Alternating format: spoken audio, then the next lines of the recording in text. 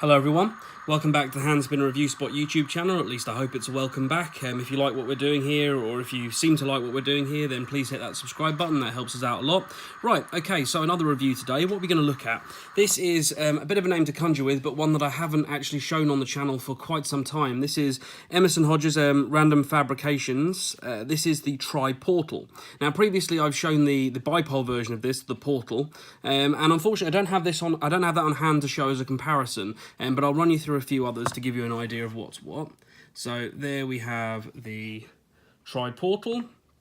There's an NTO Designs Turnian, a Tri-Stubby, and what else? We'll throw a Tri-Cocoon down there from Pos Blades.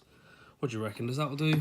I'll tell you what, we'll put a standard, or not so standard stubby in there as well. So there you go, that gives you a good idea. And if you go back and have a look at that first review, which I'll link in the description box below, you'll be able to see probably something quite similar to these, and that'll give you an idea of how it stacks up to the original.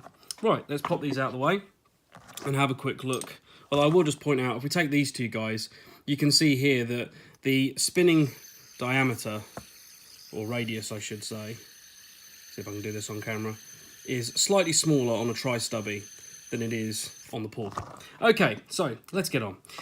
If you go back and have a look at my previous review of the Portal, I was a huge fan, and I remain a huge fan of that spinner. I think it's up there with the absolute best in the market. For my money, I still feel that the rotor blade stubby and the full and mini compass from Zero Feud, and maybe slightly followed by the Invictus that's been recently released by Damn Designs, those really stand up as my favourite bar spinners. And alongside those, definitely not secondary to any of them, was the original Portal from Random Fabrications.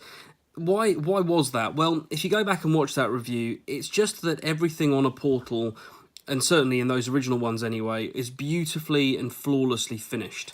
They are incredibly well made. It's a simple design, and I touch on that a lot, and how you balance that off against more expensive, against cheaper, examples from Middle Eastern manufacturer and what you're paying for and all the rest of it. So I won't rehash that too heavily here, but that's all there, and it still all applies. There is an element when you look at something like this of what do you want to spend your money on?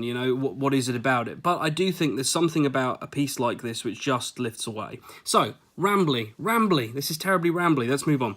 Okay, so what is this exactly? Well, it's a stainless steel tri-spinner. It's got quite a distinctive, whether Emerson would like this, I don't know, but it's almost like a kind of a flower petal sort of shape. It's lovely, but it's all very angular. If ever so slightly less angular, perhaps, than the original Portal. It's got sort of a slight bit more rounding, perhaps, but it's got a similar nice clean chamfer work. Let me try and get this in camera. Incidentally, I've got a slightly different tripod set up today, so if I'm off center at all, that's why.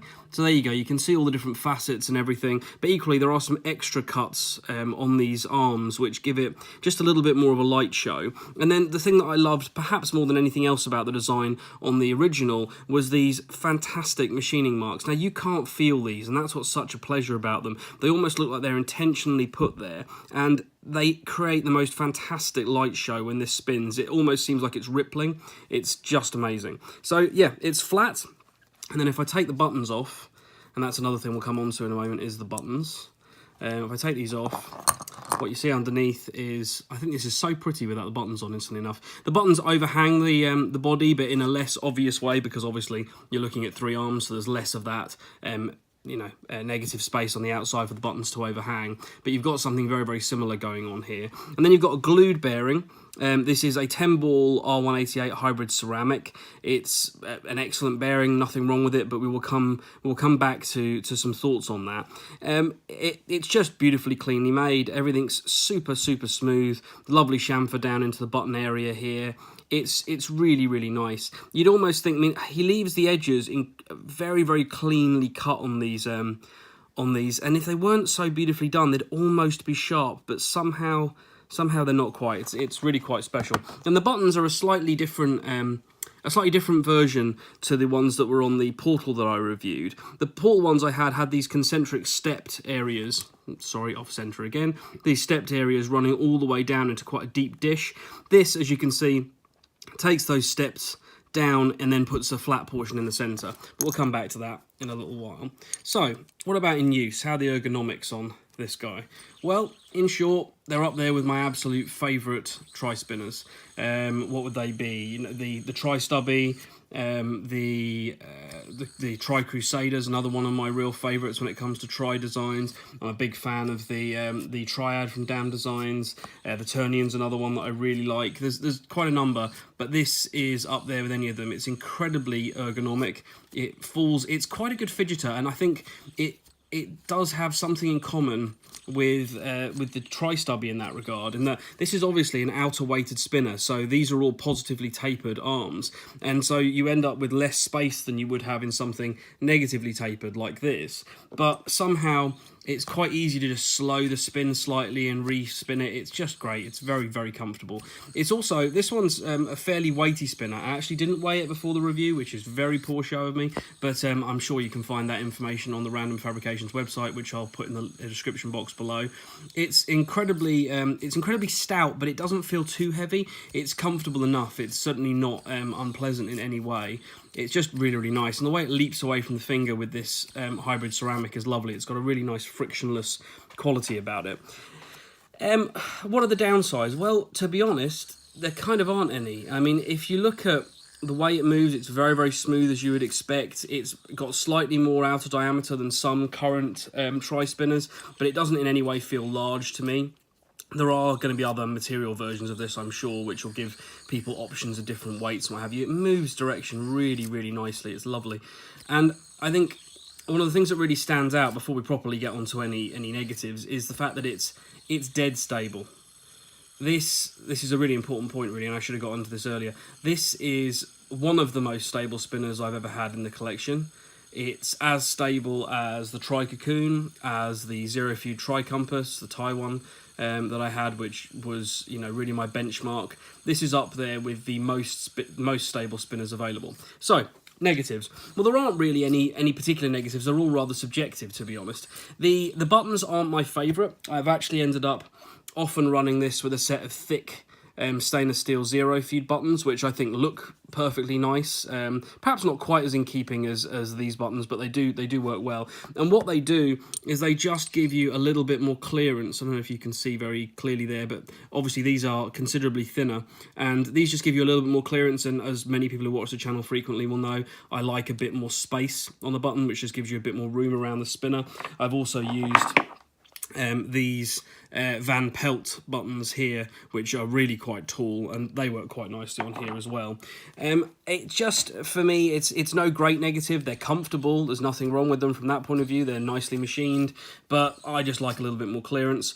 The other thing that's worth talking about is the bearing. When the original Portal came out, almost everything was running hybrid ceramics, and whether people watching this channel remember that or not, I mean, it's a very, very short time ago, but things have moved so fast in the spinner world. Everything was running hybrid ceramics, and hybrid ceramics are great. But what's happened since then, particularly with the advent of the one-drop R188, which is a full stainless steel bearing, which is very quiet and very sort of buttery smooth. And incidentally, there is a video on smoothness on the channel as well, so go and check that out if you want to see what I mean when I talk about these sorts of abstract concepts. Basically, it refined what people expected from a bearing to a certain degree. Now, this has a 10-ball hybrid ceramic, which is still, you know, an industry standard bearing. It's a great bearing, and it gives you that lovely frictionless feeling that only hybrids really do. But it is a slight bit noisier than some of you might be kind of getting used to, particularly if you're running things like the Tri-Cocoon here, you know, which are running a one-drop bearing, or indeed some of the new bearings that are coming out, which tend to be full stainless steel and are a bit quieter. Now, obviously, if you have a bearing removal tool, you can swap this one over, and I might have a play around with that, but ultimately, again, it's another subjective thing because there's nothing wrong with it. So, somewhat rambly review, forgive me for that, but this is the Tri-Portal, and it's fantastic. It's not the cheapest spinner in the world. It's manufactured in the USA to very, very high tolerances. You get what you pay for with it, without doubt, and that's for you to decide if that's what you want to go for. But to be honest, if I was kind of teetering on the fence of whether or not to order one of these, I would go for it. And hopefully through watching various videos on the channel, you know that I don't blow smoke here. That's my honest opinion. So there you go. That is the Tri-Portal from Random Fabrications. Every bit as good as the excellent original bar spinner that was the Portal. Take care, guys. Catch you at the next video. Bye-bye.